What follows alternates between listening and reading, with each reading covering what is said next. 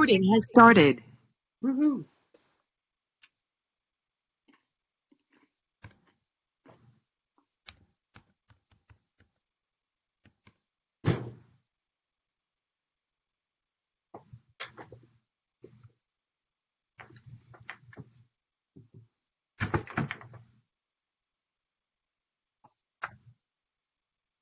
Hey, Richard.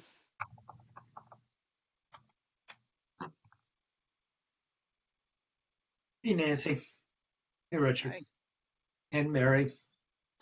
Yep. How you doing, Lee? Oh, well.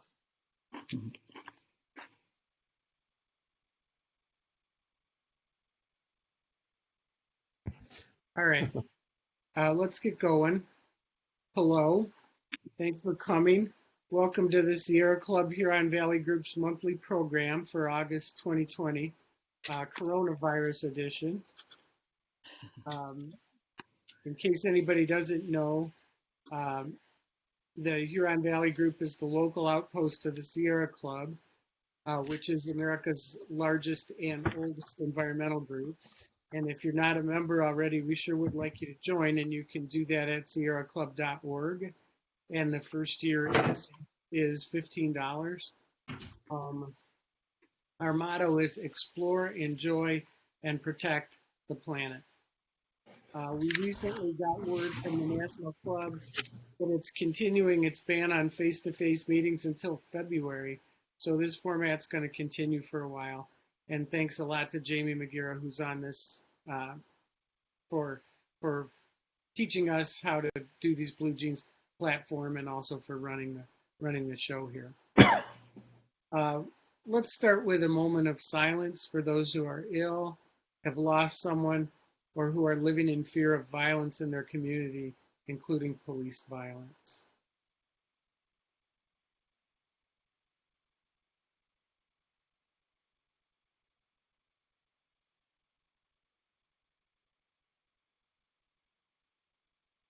Thanks. I want to tell you that your leadership is working hard to come to terms with what our role is in this changing world, and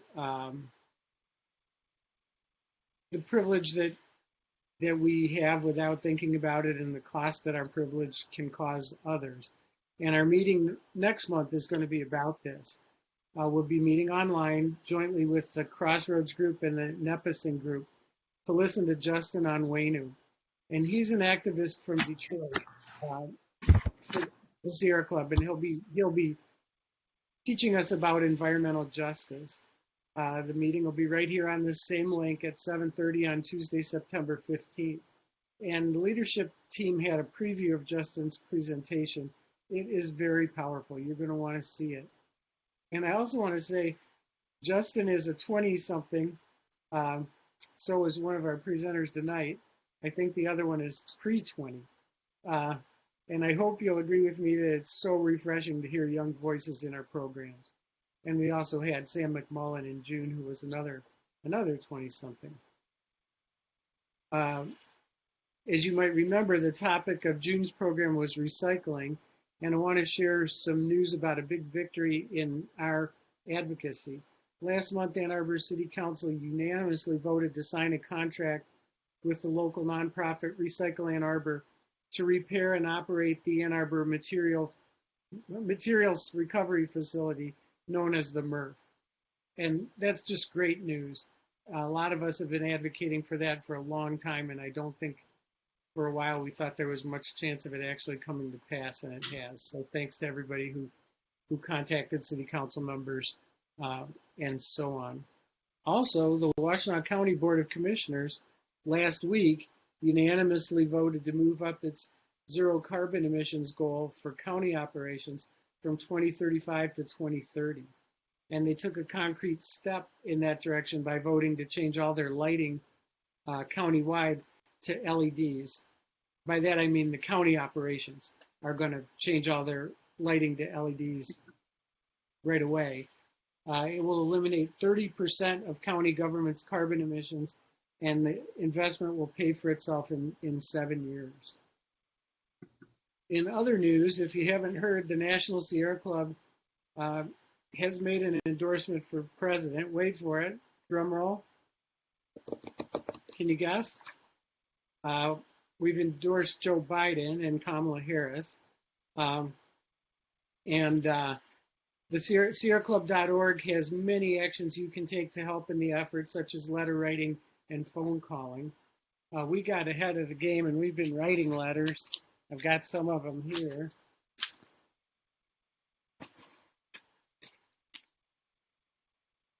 So our stack of letters to voters just keeps growing, and we're going to mail them soon. If anybody wants to donate for postage, that would be very nice. We've got hundreds of letters here that need stamps, and more on the way. Our political committee, led by Erica Ackerman and Susan Schmidt, will be holding a virtual fundraiser next month for Congresswoman Alyssa Slotkin. She's an environmental hero who flipped her district just north of us from red to blue in 2018.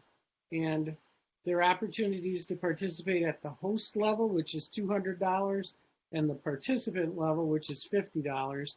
And if you're interested, you could put your email in the chat for this meeting, and I'll make sure that you get the notification about it.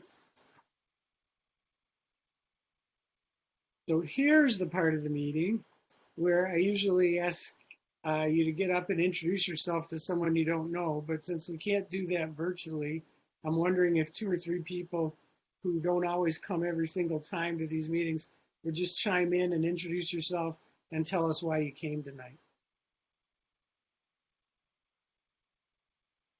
My name's Scott Trowbridge. Just came to hear about the birds. I saw it on meetup.com. Awesome. Thanks so much for coming.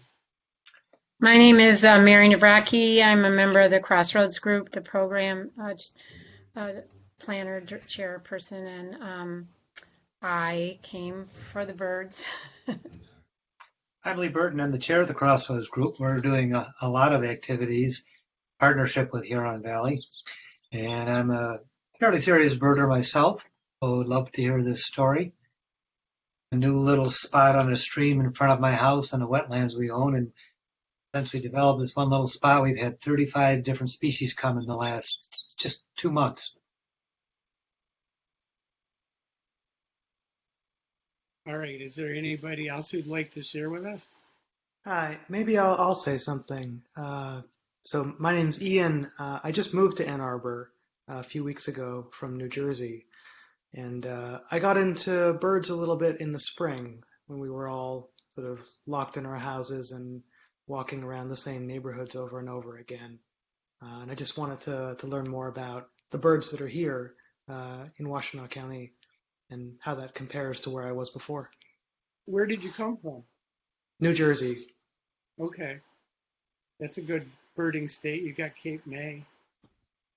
Yeah, I mean, the shorebirds and the inland birds are very different.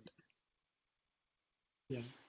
Well, I've had a preview of the Hack's presentation because they did it for Washtenaw Audubon, and boy, everybody's in for a big treat tonight. So one more announcement I wanted to make. Thanks everybody for telling us who you are. Please come to our physical meetings when we ever start having them again. So our physical outings are currently shut down by the edict of the National Club and also by common sense. We did get some guidance about possibly reopening outings. It's really long and voluminous and complicated, and our outings leaders are going through it and trying to figure out when we can start to have outings again and under what circumstances. But certainly everybody should be going outside and enjoying, the late summer and the early fall out in nature. And we have a lot of virtual hikes that are called exercise guides, and they're advertised on our meetup.com page. And John Metzler has put this together, and he's got just dozens of local hikes and parks to visit and tell you what to look for. So try to look for that. And I also wanted to report we endorsed the extension of Washtenaw County's, or the renewal of Washtenaw County's road repair millage in the primary election that just was on August 4th. And 20% of the proceeds from that millage is dedicated to non-motorized trails, especially the border-to-border trail. So that passed. It got 76% of the vote.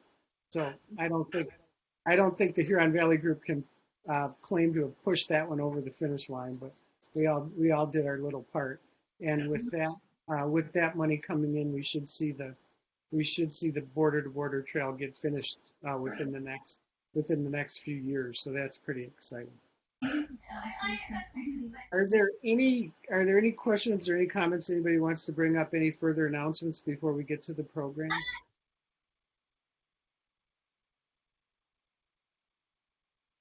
Well, our program is a real treat.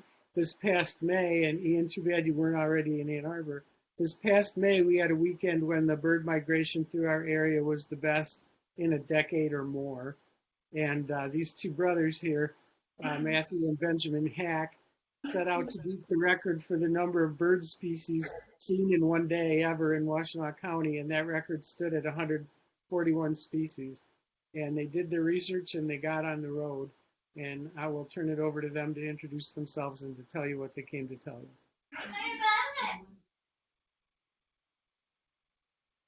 Just going to share the screen real quick.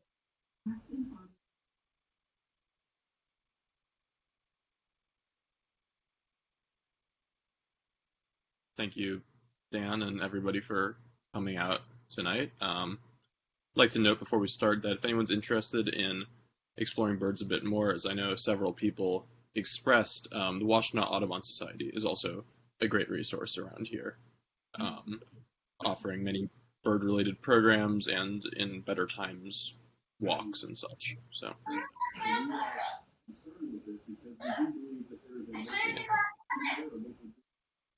Might help to remind people to mute their microphones at this point, other than the speakers.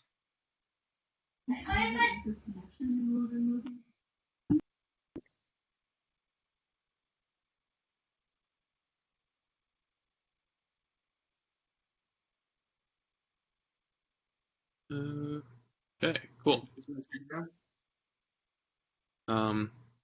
Yeah, looks good to me. Great.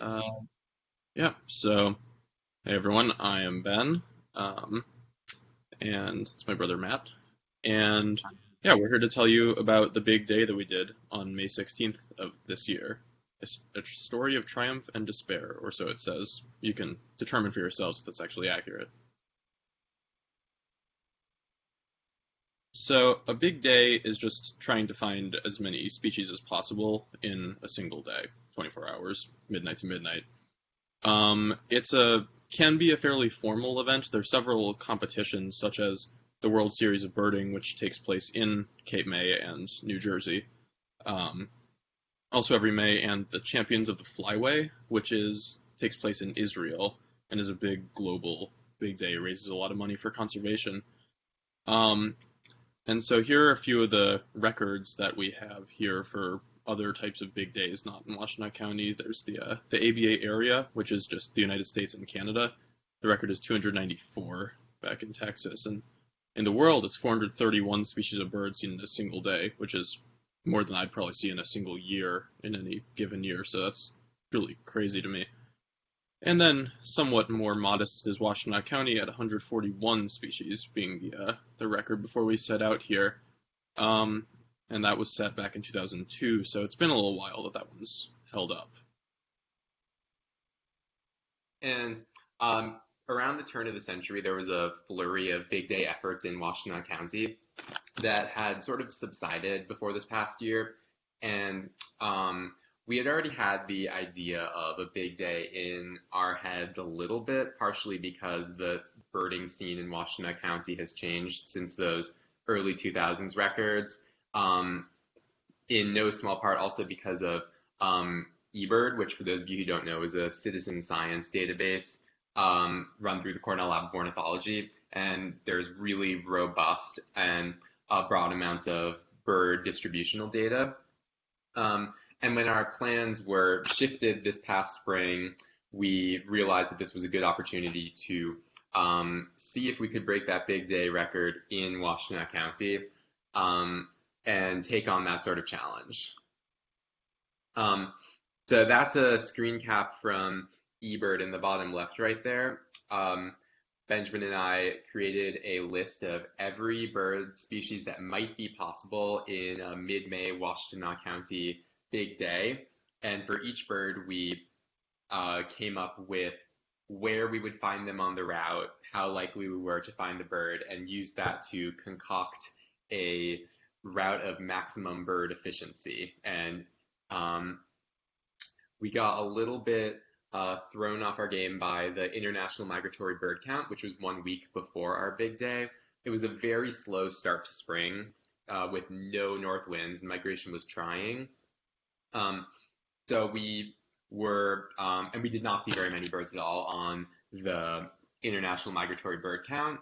And then all of a sudden, at the end of that next week, everything changed and all of the birds showed up at once. On May 15th, we saw like dozens of warbler species at Nichols Arboretum. It was just a major explosion of bird migration. And so we were determined to get on top of this if we wanted to stay in a record-breaking window. So here's what we came up with after all of this planning and taking into account the weather conditions and what was being reported and what wasn't. So yeah, it starts in the upper left-hand corner here. We started up sort of in the northwestern part of the county in Waterloo and Pinckney recreation areas and sort of worked our way east over to Hudson Mills and a few other spots and sort of down then to the east of Ann Arbor, hitting some fields and such, and then sort of swinging out back to the west eventually in the evening to get a few different species of birds. There will be more elaboration on the locations that we went to and the route that we took as the presentation goes on here.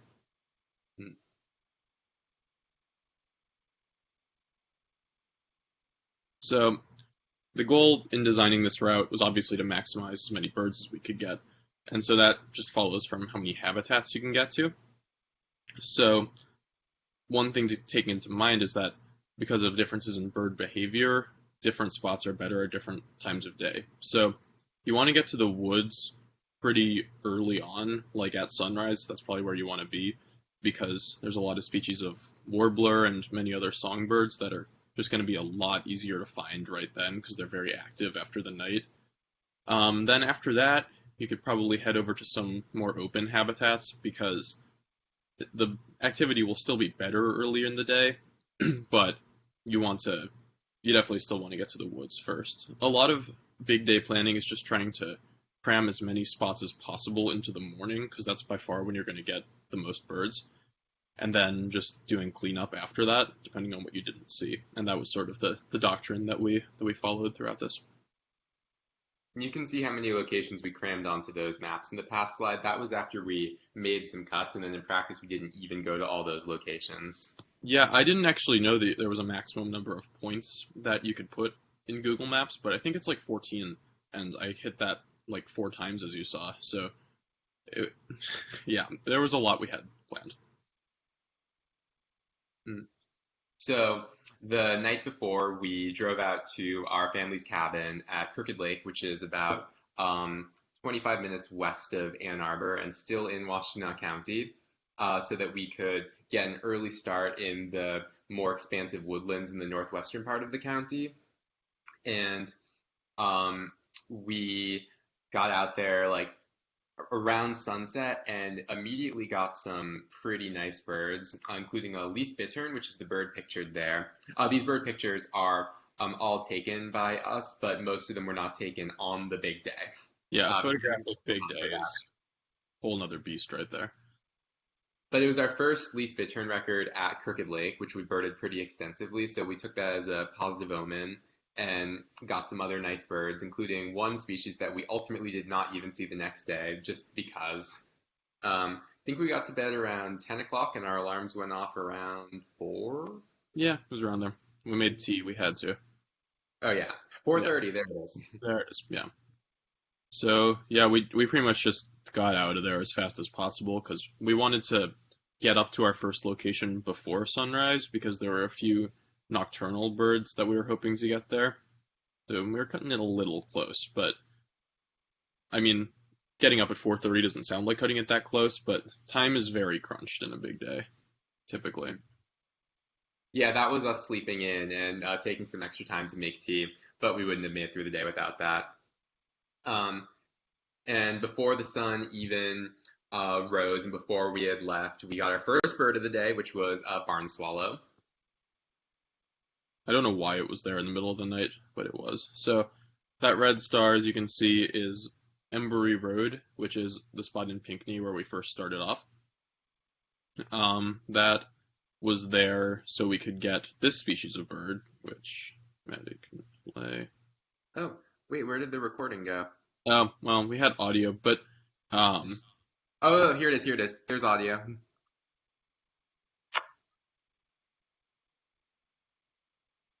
seems quiet. But anyway, we were looking for an eastern whippoorwill, which is a type of nightjar, which is pretty scarce in this county now. It's declined pretty heavily from back in the 80s, but this is still a reliable location for them, this Embury Road. So we're very pleased to bump into that. Would have been a rough start if we had not. Yeah, it was pretty much our only shot at whippoorwill for the day, so that was a good start. Yeah, a few other species we had still in the night there were American woodcock on the left and great horned owl. Nocturnal birds can be pretty important on a big day because, well, you just got to get everything, and they're definitely most active then. So it was nice to get those birds that are active in the night. So we stuck around Embury, which is the trail that's pictured on the right there, for a couple of hours after that, because besides being good for those nocturnal species, Embury is filled with migrant songbirds and marsh birds. It's a good diversity of habitat. And in the first couple hours of the day, you are banging out one species after another. Birds start singing right off the bat. And you're racking up the count constantly, even as like some of the birds are like American robin. You gotta get your first robin of the day somewhere. So we had a lot of fun piling on species at Embury. By the time we left at 7:15, we had 74 species, which is by far the biggest rush and influx of species you're going to get, but was a quality start nonetheless. The probably best bird we got there was a Connecticut warbler, which is a bit of a holy grail warbler for Michigan migrant bird watchers. They're very elusive and a bit hard to get your sights on in any migration season, so we were very pleased about that. We got multiple species of rails, which live in the marshes there, a couple of other scarce migrant birds, and a huge diversity of warbler species. Yeah. It's also worth noting, by the way, that Embury Road is on the Waterloo-Pinckney Trail. If any of you have walked that, it crosses the road there.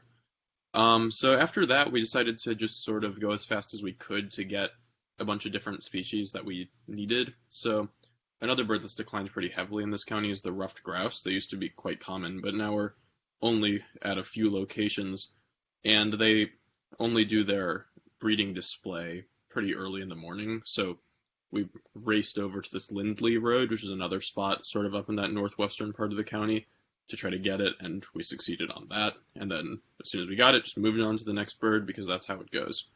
The next bird happens to be prairie warbler. Again, there's just sort of one of those in the county, really, and so we were just hoping it would be there on the day, and it was. So we were out of the car that time for about 45 seconds. We heard it sing once, and we left. Yeah, you know, there's nicer, sort of more aesthetic birding that can be done than a big day, but you really just sort of focus on the numbers as much as possible. And in that pursuit, we went over to Toma Road up in the north part of the county, sort of by Portage Lake, to try to get this white-eyed vireo that had been hanging out there for a couple of years, actually, but couldn't get that one. Some of them just slipped through the cracks, but we got a few birds at the nearby Stinchfield Woods as well, such as this brown creeper on the left and pine warbler on the right.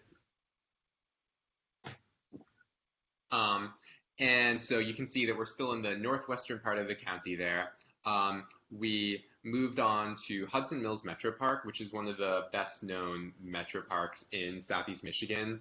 And even at 9:45 a.m., it was pretty well attended at that point, although not prohibitively so. So we spent a little under an hour at Hudson Mills Metro Park.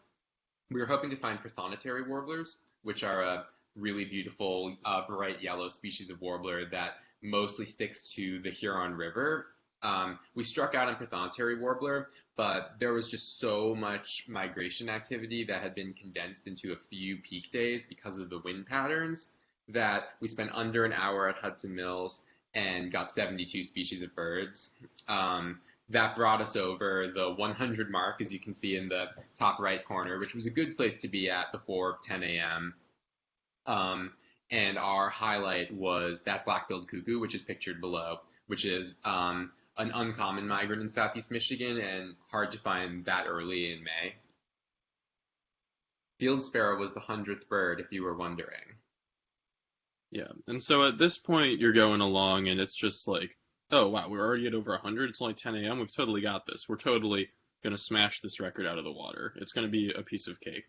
So we switched areas here, we switched gears and headed over east of Ann Arbor, one of the longest continuous drives we would do on the day, over to this Superior Township area, which is known to birders for just having a lot of fields pretty much, and that attracts some different birds to them. So really just a different type of birding we were getting into all of a sudden.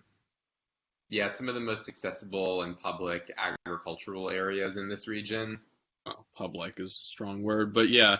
Access from roads. Yes, so that'll work. Yeah, so first, so Vreeland Road is probably the most famous to the birders here. It's this country road pretty much that has some really good fields on it and that attracts some good birds. One of the, there's a little pond along the side of the road out on Vreeland that had several different species of shorebirds, such as semi-palmated plover, least sandpiper, greater and lesser yellowlegs, and this blue-winged teal here, which is a duck. So that was a successful stop for us. And then, oh, you go. Okay, yeah. After that, we headed over to, I think the official name is Lafarge Woods Nature Preserve, which, if you haven't been there, is a cool spot. That's a picture of it on the left there. It's got these marshes. It's a pretty big marsh with these little lake holes in it, kind of, and it's a good spot to get some fairly uncommon marsh birds, such as this marsh wren on the right, and once again, least bittern, which was the main target of that stop, which might seem like a fairly common bird around here by how many times we kept seeing it, but is not. It was pretty lucky. And then the Conservancy Farm is another spot on Vreeland Road, which is, I don't know the details actually of that property, but it's a public property that has a nice fallow field out back, and it has a few unique species, such as this bobolink. Nice, reliable spot to see that unique blackbird. The Conservancy Farm belongs to the Southeast Michigan Land Conservancy, and it is indeed public, and you can walk out there, and it's a very beautiful spot. Yeah, thank you. That's right. Yeah, it is a really nice spot. I recommend it. And so finally, we just birded along a few of the fields along there and saw some ring-necked pheasants, which are pictured here, as you could probably guess, at a different season, although it did snow in May this year, though, so everything's sort of out the window. And yeah, I got a few other species, such as horned lark, out there, just getting some of the birds we needed to see. So we're already up to 117 by 11:20 a.m. It was going really well for us at that point. Yeah, so 24 to tie, 25 to win. That's a picture of Vreeland, by the way. As you can see, it is an expanse of agricultural grassland, which birds like those pheasants on the past slide really like. At this point, we go due south to the Ypsilanti area, and the primary stop there was Ford Lake. Some of you may have been to Ford Lake. It's a pretty well-attended public park surrounding a large lake that's sort of a man-made extension of the Huron River in Ypsi. We're hoping for some like larger open water birds that we wouldn't get much of a chance at the smaller ponds in the western part of the county. We missed a few of our targets at Ford Lake actually, but we're able to pick up a couple of birds that were harder to see later in the day, like the double-crested cormorant on the left and that belted kingfisher on the right. And at this point, we were hungry, so we drove home to Ann Arbor and had some very nice turkey sandwiches at 120 species, which turned to 121 based on the house finch on our wire in our backyard. So we didn't dawdle at home. We had a lot of targets in the afternoon. We did make more tea, though. We did make more tea. We did make more tea because we were under-caffeinated. But even though we only had about 20 species to go, at this point, we've pretty much seen almost everything that's common and expected. So each bird at this point is a struggle. The final 20 are harder than the first 120. Yeah, so at that point, we decided we were just sort of going to chase individual targets around based on what had been seen earlier in the day. We were lucky that there were a lot of other birders also looking for stuff that day because, as we had mentioned earlier, it was just such a crazy good week to see birds. So people had reported golden-winged warbler and Lincoln sparrow at the Nichols Arboretum, both of which we needed, so we decided to run down there, see if we could see anything, and we got a Wilson's warbler, which was new for the day. By the way, now we're kind of just onto like getting individual birds, not just like, oh, now we're at 100, now we're at 120. Now it's like, okay, we pretty much just have to go one by one getting this because it gets a lot harder.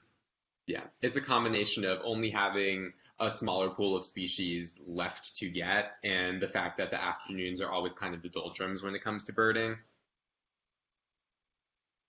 So while we were in the eastern part of the city of Ann Arbor, we jetted over to Gallup Park, which is a well-used public park on the river. It has cliff swallows nesting under one of the largest bridges there, so we nabbed those pretty easily. And in a triumph of eBird prior planning, crediting my brother on this one, there was a lingering common merganser, which is a large diving duck that's common in the area in the winter, but would almost always have migrated at this point. One of them had decided to stick around on the water, and we were able to see him. Yeah, it's nice that eBird's really a powerful tool if you're a scientist or a birder, and it's really fun to explore. And sometimes it can pay off for things like this, too. Yeah. And then there's peregrine falcons that nest usually on North Quad on campus. We were going to try to swoop by and get those, but we didn't get them, which was disappointing because we went out of our way through the city to try to see them, but it was all right. We had other stuff to go look around for at that point. We started with the woods not behind, but a couple of blocks from our house, Eberwhite Woods, which can be good for some species of sparrow or thrush that enjoy the lower brushy vegetation that it has there. Eberwhite was dead. We saw almost no birds there and failed quickly. Then we headed over to Dolph Nature area, right on the western part of Ann Arbor off of Wagner, because someone had been reporting a golden-winged warbler there. Golden-winged warbler is a pretty tough species around here, not one you're likely to just bump into. And with a group of maybe 10 other birders at good social distancing, though, we were able to see this golden-winged warbler, thanks to the help of several other people. Definitely not something we could just do alone. It takes a village. That warbler in particular took a village. Yeah, really. So this next area that we were exploring, you can see is sort of west of Ann Arbor. The arrows pointed to there. The bottom one is the Scioto Church and Parker Road pond. The middle one is Trinkley Marsh, and then the top one is 4 Mile Lake. All of these we were planning to just sort of blow through really quickly, looking for individual birds, and then move on as best we could. We had a single main target at the Scioto Church and Parker ponds. It was the pair of trumpeter swans that breeds there. We saw them without even stopping the car, and we moved on to a little area in the central part of the county, west of Ann Arbor, called Dino Road.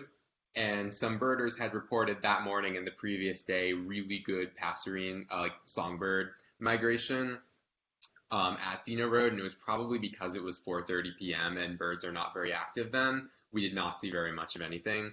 Yeah. So we went back to our lake route.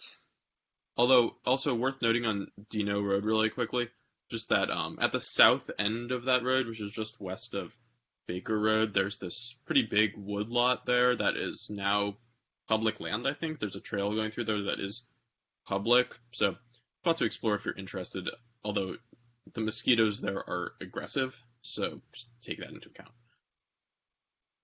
Carry on. Yeah, so then we headed over to Trinkley Marsh, which is a spot owned by Washtenaw County, I believe, at the intersection of Trinkley and Dancer roads, sort of a little west of Dexter. And we were looking for the common gallinule there, which is pretty tough to find, but they're somewhat reliably seen there. But we had no luck. We did get lucky to bump into a late pair of ringneck ducks, as well as a pied-billed grebe, both pretty tough birds that we needed on the day. The duck and the grebe were both a little bit revitalizing after a few tough stops. We'd only picked up 6 species from like 1 p.m. to 4:30 p.m.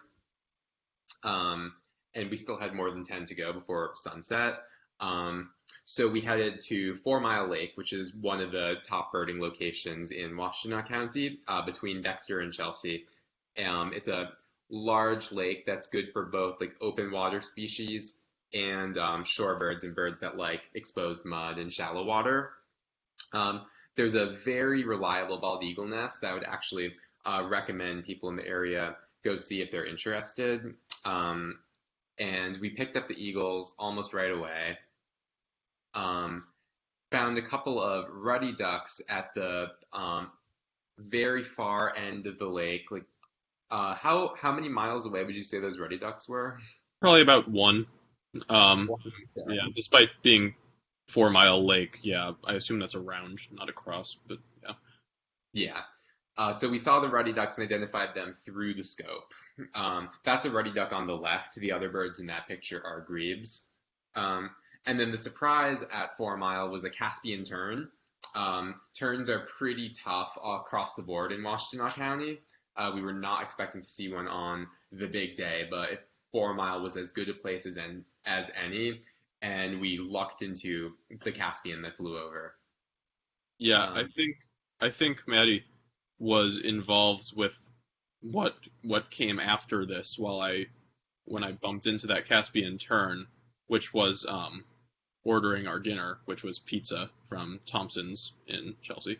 Yeah. More specifically, I was navigating my dad through an online COVID adaptation times order for this restaurant while Benjamin had his bins train on the lake. Yeah, if you are in Chelsea, Thompson's is good. I just putting that out there. But anyway, yeah. So we were gonna just make a quick stop so we could eat our dinner and not collapse.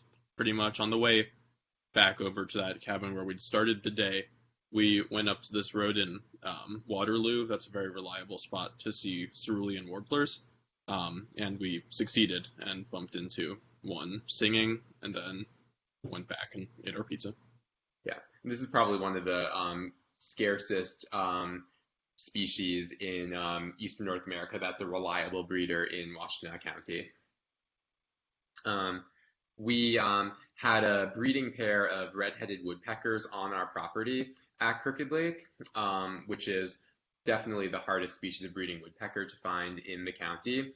We were relying completely on Crooked Lake to provide us with the red-headed woodpeckers for that day, and sure enough, they greeted us as we came back with our pizza. We scarfed the pizza and were completely in go mode as we raced to the southern part of the county with about an hour and close to 2 hours, but not quite 2 hours left of sun. Picked up that brown thrasher on the road we used to exit Crooked Lake. So the rest of the day was sort of spent way down in the southeast corner of the county by Manchester there.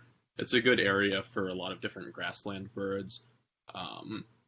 Yeah, that was sort of the main idea. We had just trying to clean up as many things as we could before it got dark, because we were really racing against the clock at this point. So first up, there's this big, flood puddle, portmanteaus to floodle, at the intersection of M52 and Lehman Roads in Sharon Township, which has often been a good spot for shorebirds in the past, and we succeeded in getting greater yellowlegs there, which is a shorebird, as well as great egret. So those were some good pickups. At this point, you can see where we were at 137 species on the day with about an hour and a half of sunlight left. So we were starting to definitely feel like we were getting a little close there. Both to the end of the day. It was going to be close no matter what at this point. And we ended up blowing a little bit of time at a preserve called Sharon Short Hills, which is in the area, which is a very beautiful place to walk around and often has good birds. But we just weren't able to find anything there that we hadn't seen earlier in the day. We did get nice looks at that blue-winged warbler in the bottom left. But couldn't stick around. So in another triumph of eBird planning, Benjamin had located a particular intersection in the southern part of the county that was most reliable for scarce sparrow species. And we were able to pick up two of them, which are the grasshopper and vesper sparrows, vesper being on the left and grasshopper on the right, with under an hour left of sun.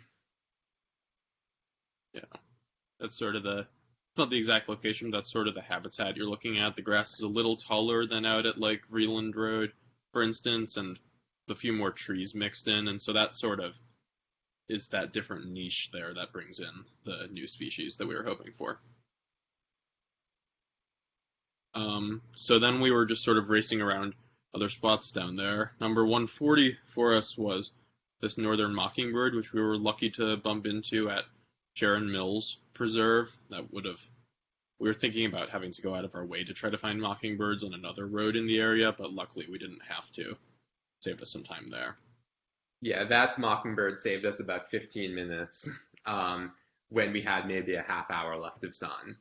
And at that point, it was 1 to tie, 2 to win. We got our tie bird in the form of a sedge wren just around the corner from the mockingbird at a small marsh on Sharon Hollow Road that we had received some intel from people who had done the May count in that region might contain sedge wrens. Yeah.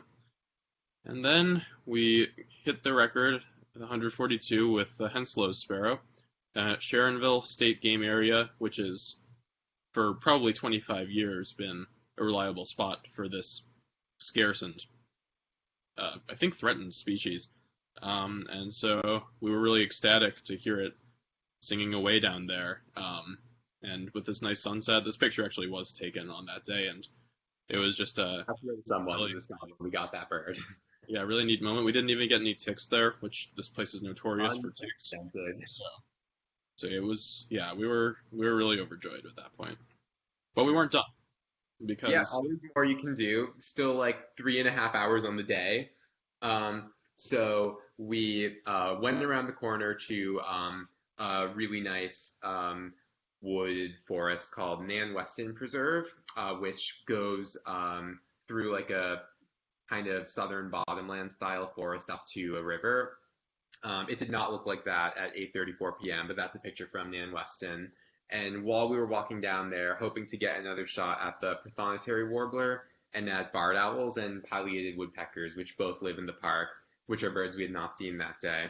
As we walked through, we got a nice bonus species, which is that American kestrel, on an exposed power line that the kestrels have been known to frequent. Yeah, we would have been really sad if we hadn't gotten American kestrel, because they used to be quite common, and as with many grassland birds, they've declined pretty hard recently in this area, but luckily we still did bump into one on the day. We checked a few other spots after dark to try to get 1 or 2 more nocturnal birds, such as eastern screech owl or Wilson snipe, but we were ultimately unsuccessful in that. I think we ended up getting home at like 10:30 or something, on the brink of collapse. And we were quite content with our 143 species. Could not have asked for anything more, really. Yeah, so we were, I think, out for about a total of 17 and a half hours for door to door. And some people play it more extreme than that. There are 24-hour big days. So some of our primary takeaways from this experience are that we think that people could do better than this. There were some like definitely very gettable birds that we didn't luck into that day. We also had a few birds that we had not anticipated that were lucky finds that bolstered our total. There's always that element of luck for the big day and an element of like optimizing conditions. And so even though we think we got pretty much what we could get for the purposes of the like circumstances that we had, but we think that the stars could align better and people could just come across a few more species if they so choose. And so based on the reactions from the people we've talked to after our Washtenaw Audubon Society presentation, I think that challenge has been accepted. Yeah, we certainly hope so. I mean, this is not something that's like, oh, well, now that we have this, we want it to last forever. It's like, no, maybe someone can get up to 150 someday, and I would be down to try again, but I don't think circumstances will be such that that'll happen again, but I hope someone else does. Yeah, the last record stood for 18 years. I predict our record will not stand for 18 years. And so interested birders or aspiring birders, get out there and find 150 species. Yeah. And thank you all so much for coming to our presentation today. We'd be more than happy to take any questions. Yeah. So you folks didn't bird into the evening listening for owls? We did a bit. Right. We had a couple spots sort of after the fact, but we just couldn't bump into any. It's kind of a tough time of year for owls because a lot of them are kind of involved with nestlings right around then, so it would have taken a little bit of luck. Were you identifying just some of them just by their songs, or did you see every one of them? A lot of them were just by the vocalization, especially in those woods spots early in the day, because we're sort of just like picking stuff off and keeping moving as much as we possibly could. Again, sort of fitting into that, maybe not the most satisfying birding you can do because everything's just so fast-paced. But just sort of trying to identify the birds any way we could was the priority at that point. Yeah, and if you're going for species total, birding by ear is essential. Yeah, for sure. I'm wondering if you had any maybes that you decided not to count. Did we? None are coming to mind. There was this one shorebird at this one pond we checked really fast. That was maybe a pectoral sandpiper, which we did not get on the day, but we were sort of pressed for time and also stopped directly in front of this person's house. We didn't really want to pull out the spotting scope for that, so we just decided to leave that. We thought it was more likely to just be a least sandpiper anyway, so we just decided to keep going. Yeah, and I think at least by the afternoon we were like acutely aware of like which birds specifically we still needed. So whenever there was a contender, that was our major priority. Yeah, you have to sort of check yourself some when you're doing this. Don't let expectations get the better of you or your aspirations rather. Yeah.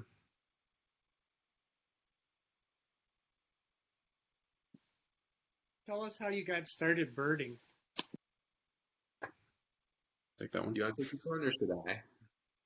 Okay, so at least for myself, I was at recess in first grade. It was lunch recess, I remember.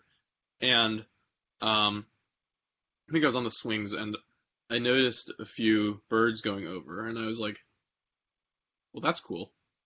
And I sort of just kept that in my mind for the rest of the day, and when I got home from school, I asked my parents for a field guide, and that was the start of things, really. Sort of took off from there, so to speak.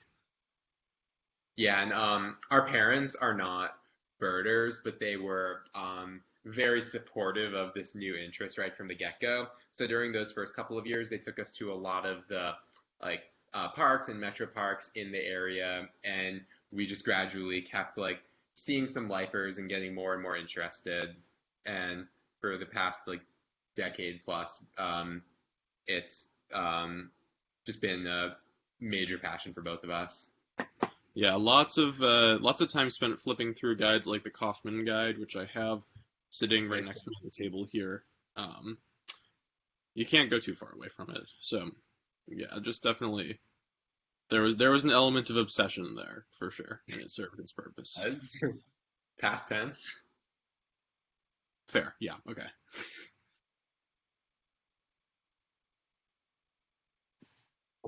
And maybe tell us a little bit about what you're doing now. We were talking about this some, but not everybody was logged in by that time. Sure, yeah.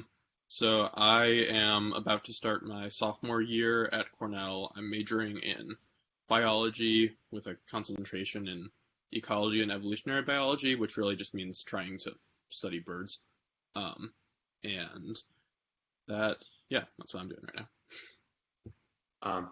I just graduated from Yale and I studied ecology and evolutionary bio, and I was doing bird research there too. And I'm just now starting a year-long post-grad fellowship in, or not fellowship, but job, in Maryland with the U.S. Geological Survey. So I'm going to be doing like bird research and like avian disease ecology and breeding colony monitoring for the next year.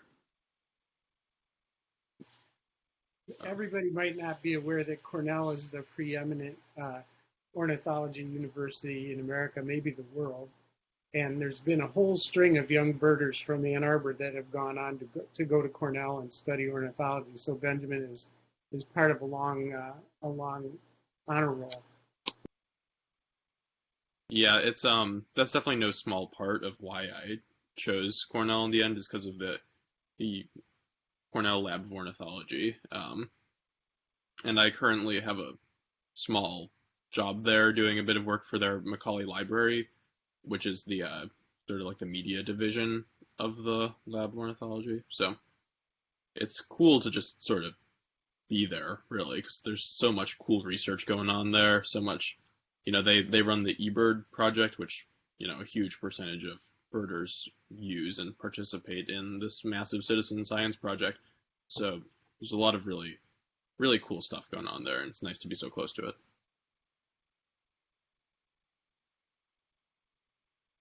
How does your list compare to the 2002 list? So The like species that they got versus the ones that we got. Yeah, and are there things that they got that are basically impossible to get now? Yes, and that's one of the things that was interesting about attempting a big day almost 20 years later. Like, I would say we probably had like 85-90% overlap in species with them, but there have been changes in bird distribution and bird abundance since then. Like, I think the most obvious bird that would spring to mind that would be like almost impossible now is northern bobwhite, which is the one species of quail that lives in the state, or for the most part lived in the state. There's very, very few of them left now, if any. A couple of other birds have gotten significantly harder, like the ruffed grouse that we got towards the start of the day, and a few grassland species as well. On the flip side, we also benefited from expansion and range increases of several birds. Like, I think people would have struggled a lot more for like osprey or bald eagle back in the day, and a few others as well that have definitely increased since then. Like, hooded warbler used to be a rare bird. We saw them like all day long. yeah, absolutely.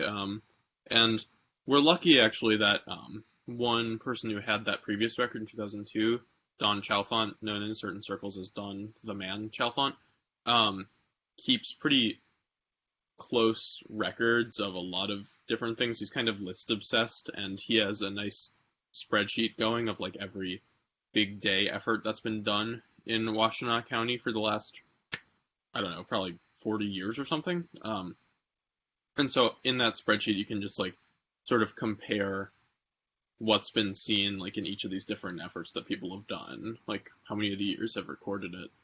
And so that's the kind of thing I can like dive pretty deep into and be really fascinated by. And yeah, it's definitely revelatory at times to see how things have trended differently over the years. Did both of you see and or hear every single one of the birds on your list? Yeah. We did. Yeah. Yeah, it I don't was. think I'll let any of them go. Yeah, I don't know. Different big day competitions have different rules about how to count birds seen by only some members of a team, but that becomes a bigger issue if you have teams at like 5 or 6 people, where it might be a lot harder to get everybody onto each bird. Whereas when it's just the two of us and we've been birding together for like over a decade now, we sort of can sync up pretty quickly and figure out what to look at and not really have too many issues. So one context that I thought was kind of interesting, last year Juliet Berger, who's the head of Washtenaw Audubon, her year list in Washtenaw County, which makes her the wingnut because she had the top year list for 2019, and I want to say it was like 236 or so, somewhere. I think it was 238. Yeah. Yeah, somewhere in the 230s. So in a day, you saw 2/3, 3/5 of what she saw in the year, and she was the top birder for the year for Washtenaw County. Yeah, I mean, it's sort of one of the things is I spend the whole year thinking about May pretty much because May is, like, objectively speaking, the best month for birding in this area. And so for a lot of the year, I'm thinking to myself, like, well, it can't be that good, right? It can't be that much better than what's going on now. It is. Like, every year I'm just reminded, like, oh, like, this is why I'm looking forward to this so much. It's just, there's just birds everywhere and so many different kinds. It's really amazing. Well, and from my sort of hacker amateur viewpoint, it seemed like this May, the middle of this May, was just so exceptional. It really was. Yeah, You to guys elaborate on You guys lucked out to be able to do your big day this year. it totally, and to elaborate sort of on why that might have been so good this year. So I think a lot of you probably remember that like this April and early this May, it was just so cold. It just was, we kept getting snow just later and later into the season. The highs were like barely going above 50 for like several months. And it was just really frustrating if you were a birder because in the spring you rely on south winds to bring the birds. The birds migrate at night, a lot of them, and when they feel south winds and warmer temperatures, they'll move north on that because it's easier for them to fly. And so we were just getting stifled constantly by this blanket of cold weather and north winds that were keeping the birds south of here. So once the dam finally broke, once we finally got these warm temps and south winds, everything just exploded. Everything had been bottled up for so long that there were just a ton of different birds that were just waiting and waiting to get here and feast on our birds. The day before, we had birded Nichols Arboretum in central Ann Arbor, and when we stepped out of the car, we both had this immediate visceral reaction at like the amount of birdsong that was there. We both were instantly like, "This is going to be a good day," because everything was funneled into such a narrow window. So migration kind of lasted about 6 days this year, but it was 6 really good days. Whereas it should be more like, well, really the whole month is sort of when you'd expect that peak of like warbler migration, which is sort of signifies like the peak of all bird migration is when the warblers are moving through. And 3 weeks or so, and it was pretty much just peaking for like a week, which is a little frustrating, but it really makes for a spectacular stretch there.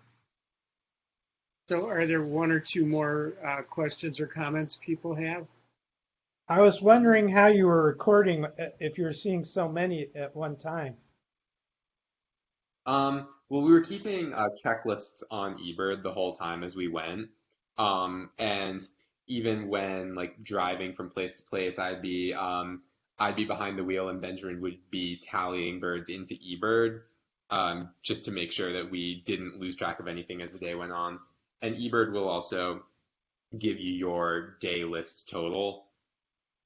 Yeah, eBird is both the website and it has an app where you can submit what you're seeing like in real time.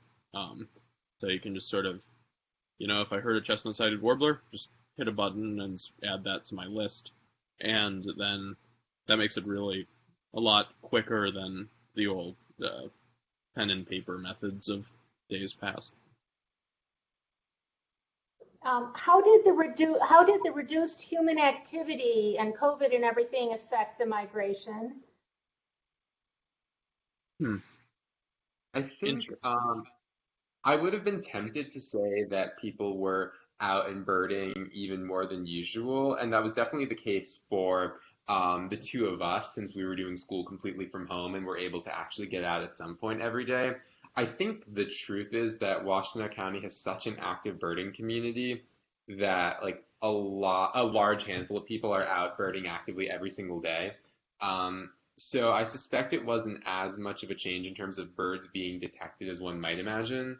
Nor do I think there was too much difference in the actual number of birds present themselves. I think that sort of just proceeded as normal. I kind of feel personally like there were more people out in nature this spring than I'd seen before, kind of ironically somewhat, because there was nothing else to do, People might normally be going to the movies, but they obviously could not. So I felt sort of whenever I went out, there were more people there, which, could in some instances be bad for migrating birds, but I don't think it was here. I think really it didn't affect things too much. I meant the reduced number of flights and less traffic and less noise and maybe less lights in buildings, that sort of thing.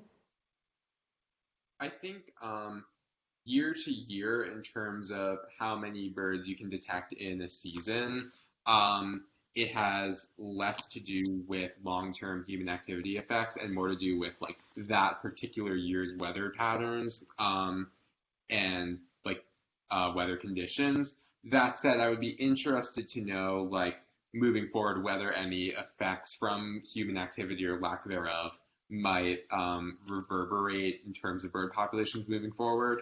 I think that it would be a little hard to pick up on that in a single season. Yeah, that's actually an interesting question in terms of stuff like window strikes, like they could be down because there are there would just be fewer lights on in like office buildings and high rises. I haven't heard anything about that. I don't, like, anecdotally or otherwise. So yeah, it'd be interesting to know if there's any difference, but I'm not sure. Thank you. So our webmaster is going to need for us to wrap this up pretty soon. I would like to make one kind of concluding comment, which is the Hacks visited an awful lot of places that we in the Huron Valley group have worked for decades to help get preserved. Like a lot of those nature preserves that exist have been the work of a lot of environmentalists in Washtenaw County over a real long period of time and our advocacy. So it makes me feel good to hear about all the species that you saw there. Nancy, I bet you're kind of resonating with that too as you're hearing the names of the places, because some of those places were a real fight to keep them from getting developed. And really, really want to thank Matty and Benjamin for presenting what I think is just such a fascinating adventure story, and so happy that you achieved your goal, and it was fun to experience it even vicariously. Maybe we could have some applause for them.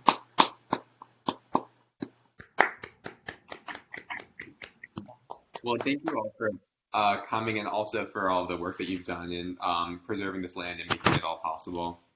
Yeah, we're really lucky around here to have so much nice preserved land, but as we were saying, that doesn't just happen. That happens from the advocacy of concerned citizens, and that is really important. So thank you all for all the work you've done.